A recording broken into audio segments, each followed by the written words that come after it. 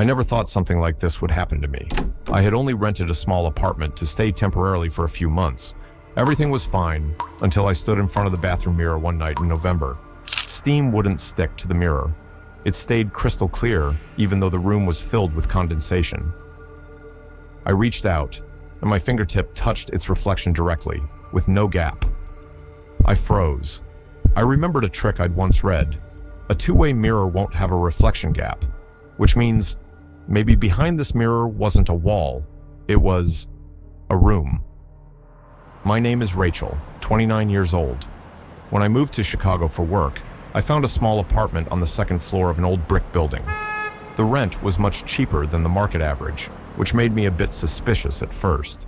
But the apartment looked fine, clean, fully furnished, and the landlord seemed kind and helpful. All the paperwork was in order.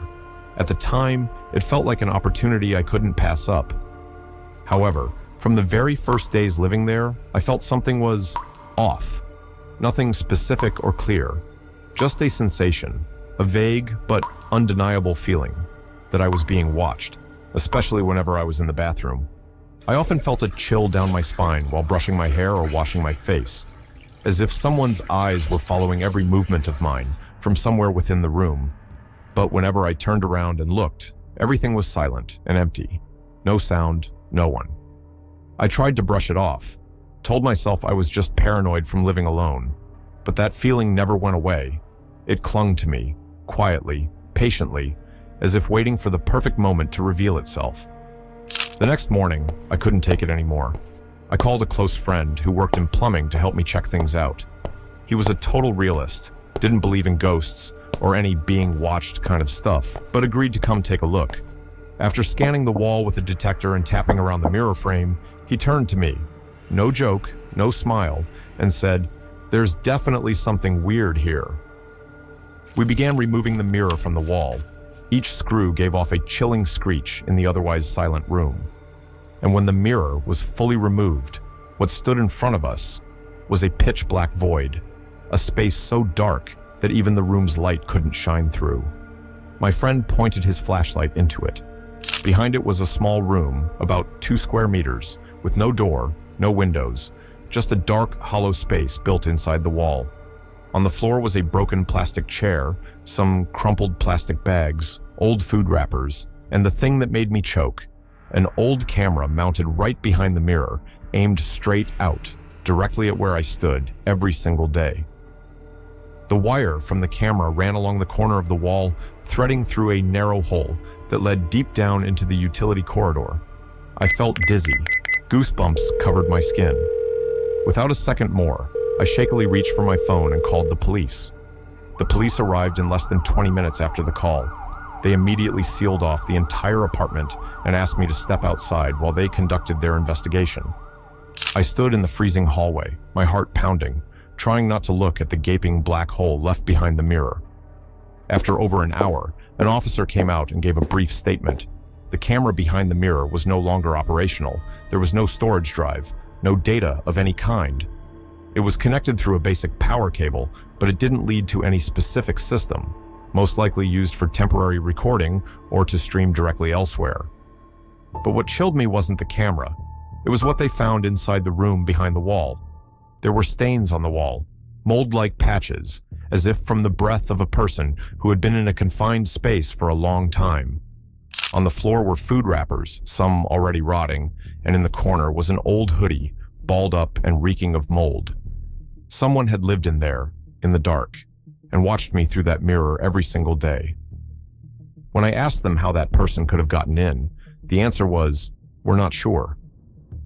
There were no signs of forced entry, no official access point. When the landlord was summoned, he looked completely baffled. He claimed to have no idea the room even existed, saying it was probably a sealed-off maintenance space from decades ago, left behind from when the building still used its old heating system. I don't know what's more terrifying, that he was telling the truth or that he was lying. The investigation expanded later that same week. Police checked the building's electrical blueprints and traced the wires from the camera. They swept through the entire maintenance system, searching for any hidden recording equipment. But everything was suspiciously clean. Next, they checked the records of past tenants in my unit, but everything was in order. No one had a criminal background. No one had ever been reported. The landlord also cooperated, providing old lease agreements and repair logs. Everything seemed a little too perfect, as if whoever lived in that hidden room had never existed on any official record. No hard drive, no other surveillance cameras in the building. No neighbors reported anything unusual. There was no basis for pressing charges. One officer told me bluntly, "As of now, this doesn't qualify as a clear criminal offense. If you don't feel safe, your best option is to move." I understood they had no other choice, and neither did I. I moved out a week later.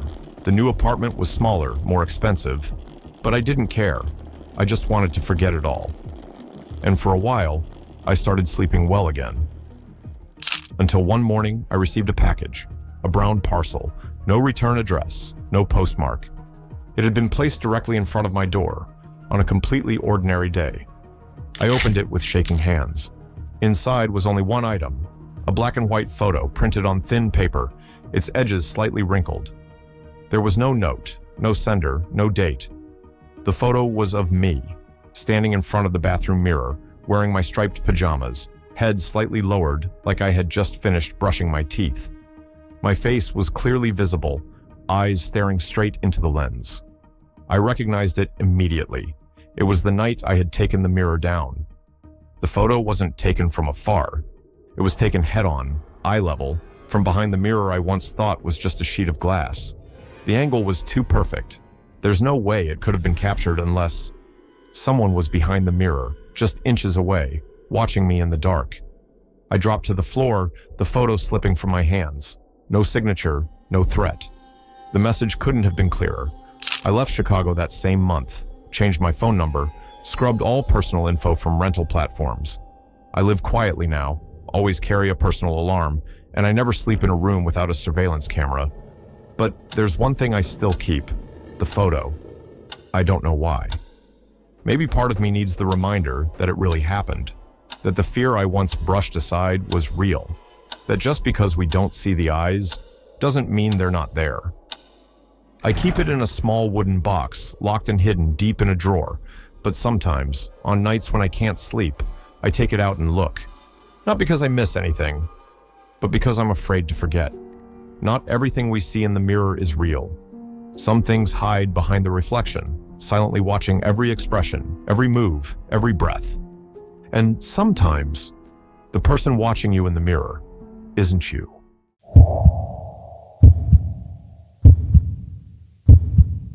My name is Emily Carter, 32 years old. I work as a freelance graphic designer.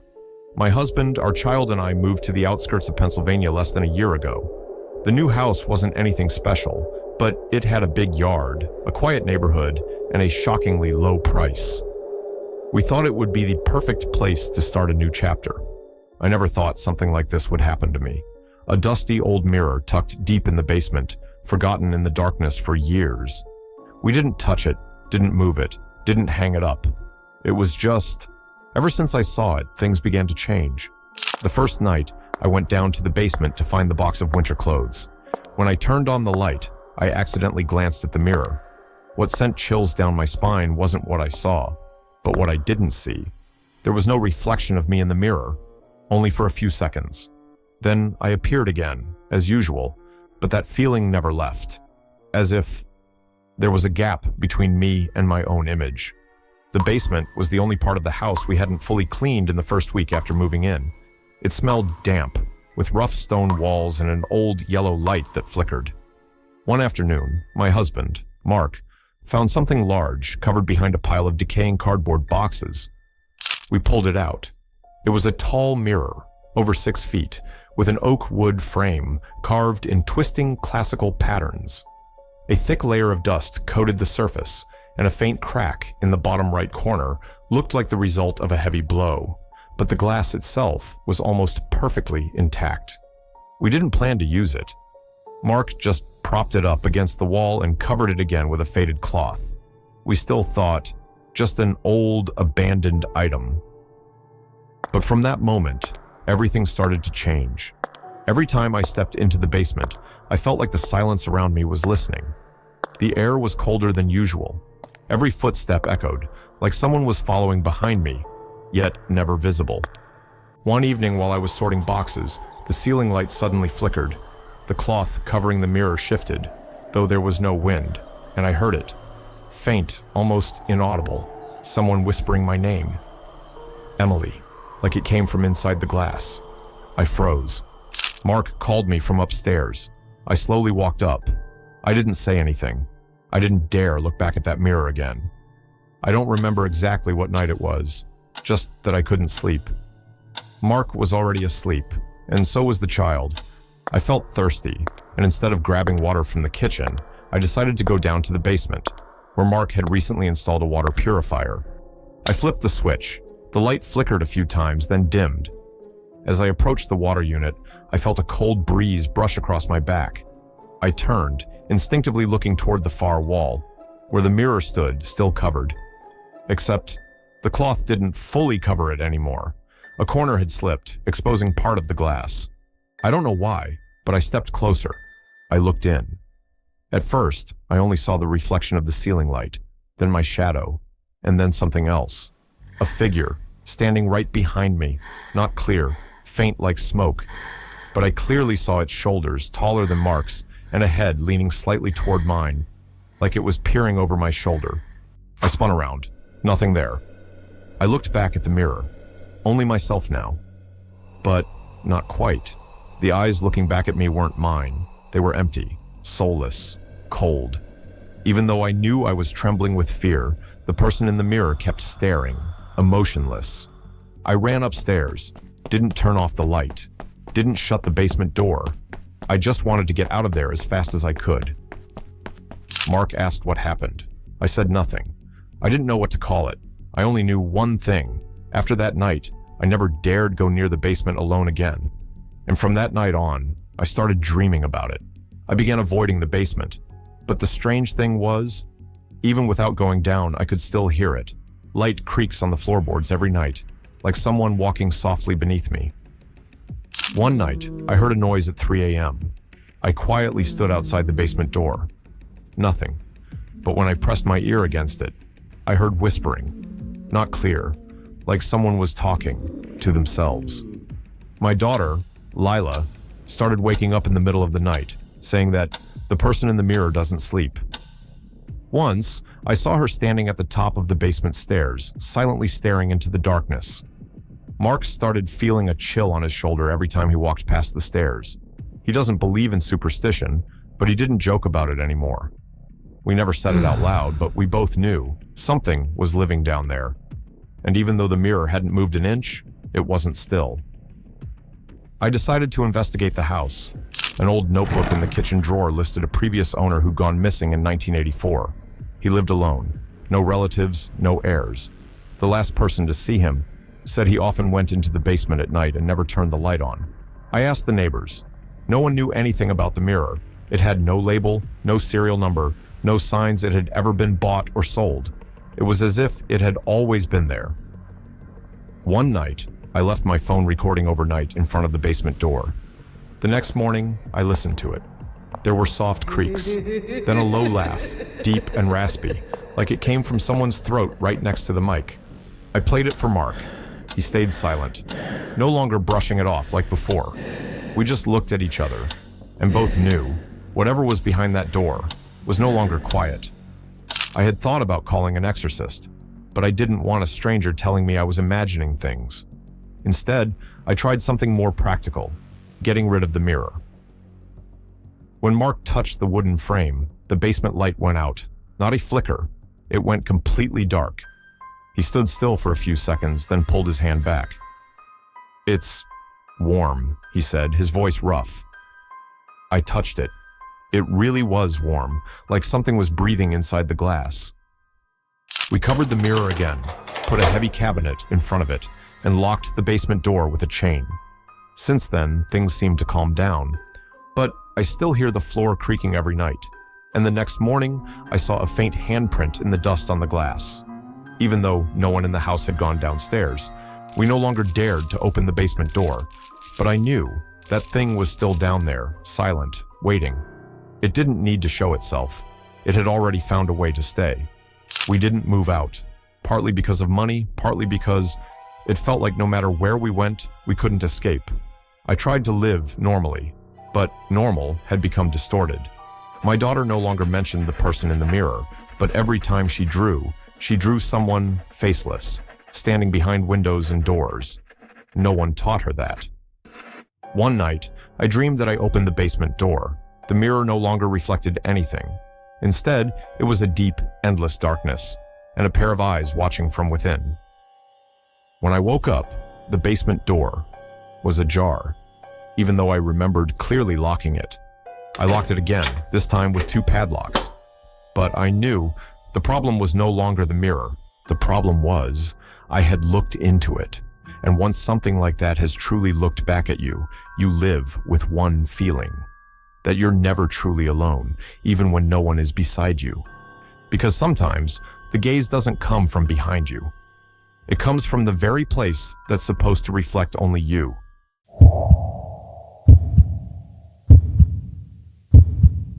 My name is Daniel Moore, 34 years old. My wife, Jenny, and I had just moved into a small apartment near downtown Milwaukee. We bought it from an elderly couple at an unexpectedly low price because they wanted to leave quickly. I didn't think much of it at the time. We picked out a large vintage mirror from a local thrift store to hang above our bed. The mirror had a brass frame, coated in a fine layer of dust, but the surface was strangely pristine. The shopkeeper looked at us silently for a moment before simply saying, "If anything strange happens, just bring it back." I laughed, thinking it was a joke, but that first night, when I woke up in the middle of the night to get some water, I saw Jenny still sleeping, peacefully. But in the mirror, there was a woman in a wedding dress standing by the bed, staring down at her. I thought I was dreaming, but then I started to notice. Each night, the woman became a little clearer and a little closer to the bed. I went back to the shop where we bought the mirror. The shop owner, a thin old woman with clouded eyes, looked at me like she'd been expecting me to return. I asked directly, "That mirror, do you know where it came from?" She didn't answer right away. Instead, she quietly led me behind the counter into a damp, dim back room filled with old furniture covered in cloth. There, in the stale air thick with dust and time, she began to tell the story. That mirror used to hang in room 212 of the Mather House Hotel. The old hotel was torn down decades ago, but not because of disrepair. According to her, in 1978, a man dropped off the mirror. He left no name, just one warning: "Don't hang it. Don't let anyone look into it for too long." She honored that for nearly 40 years, until the day I walked in and asked to buy it, and for some reason, she didn't stop me. She added that a bride named Violet Ray vanished on her wedding night in that room. The groom reportedly disappeared without a trace, but no one truly believed that. There were rumors of whispers heard from the locked room, of a white figure appearing in the mirror, but never seen in real life. I thanked her and stepped outside, but as I walked back out into the street, I suddenly realized I had never told her my name. Yet before I left, she called after me, "Daniel, don't let her remember your face." I tried not to look at the mirror.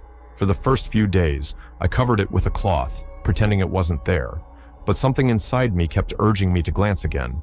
It felt instinctive, as if someone was waiting. On the third night, I woke up to the sound of breathing. I couldn't tell where it came from. Jenny was still sleeping beside me. The room was dead silent. I glanced toward the mirror. The cloth had fallen to the floor. I sat up.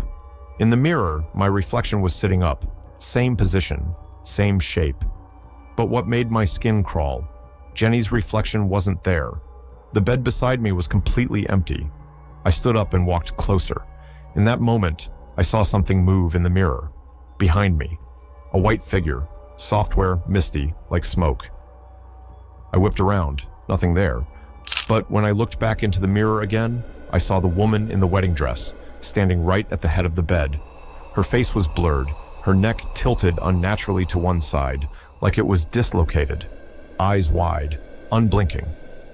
I screamed. Jenny jolted awake, but when she looked at the mirror, there was nothing.